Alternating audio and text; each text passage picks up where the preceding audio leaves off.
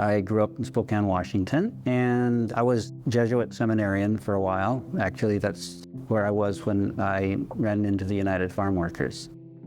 Then after that, I worked with the farm workers for a time. Part of the reason that we became acquainted with the United Farm Workers was through one of the priests that was there. His name is Father Jim Vizard.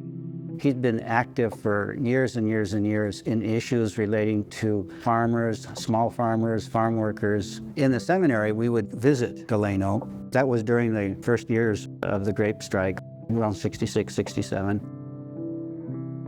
Jim Drake gave me a ride to Los Angeles, where I met Fred Ross.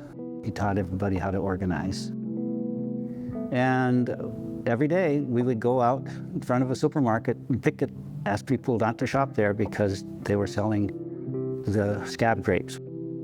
In Los Angeles, all the supermarkets belonged to an organization called the Food Employers Council, and no one chain could go off on their own and make a deal with a union.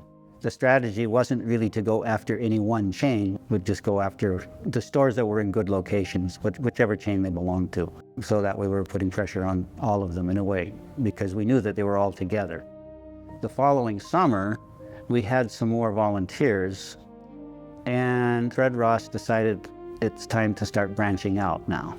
So in '69, I went to the San Gabriel Valley, and basically we were told, find a place to stay free and start organizing. And Fred Ross gave us the step-by-step method of organizing. The important thing isn't to get the organization to do something, it's to get that list of names of people that are interested. So when we started the house meeting campaign, we divided up that list of names according to the areas that we were working. And we'd call these people up and saying, you know, I'm with the United Farm Workers and I'd like to come over to your house and talk with you about something that we want to do. Which at the time was to come out and join us on a Saturday at a picket line in front of a store. The idea was that as we did that, we would get more and more people involved and have more and more picket lines in front of more and more stores. And then you would ask each one individually, now, do you have another circle of friends that you can get together in the same way that so-and-so here has gotten you together so that we can have a meeting at your house? So the idea is the thing would just go out like that, you know, and you just have more and more and more meetings. Meanwhile, all over the country, they were getting rid of the grapes and all these other places, but Los Angeles was still the holdout. And I remember we got a phone call from Delano, from somebody that was keeping track of all of that. She said, what are you guys doing? The number of grapes going to Los Angeles has dropped dramatically. So we knew that what we were doing was having an effect. Even if we weren't getting the stores to stop carrying them, they were ordering less. One or two of the growers, smaller growers, agreed to sign a union contract. And then they would get the United Farm Workers eagle on the boxes of grapes.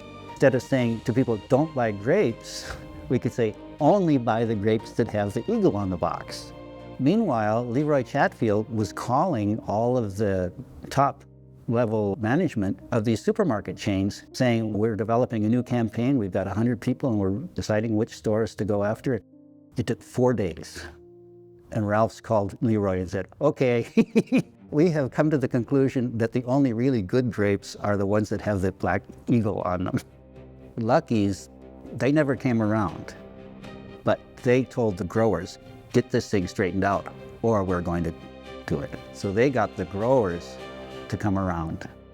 That was the end of the first grape boycott. The lettuce workers in Salinas went on strike and we started boycotting lettuce. And we were still following through with the same kind of strategy that Leroy and Chris had developed, where we would just have one person at a store just going up to people saying, please don't shop here.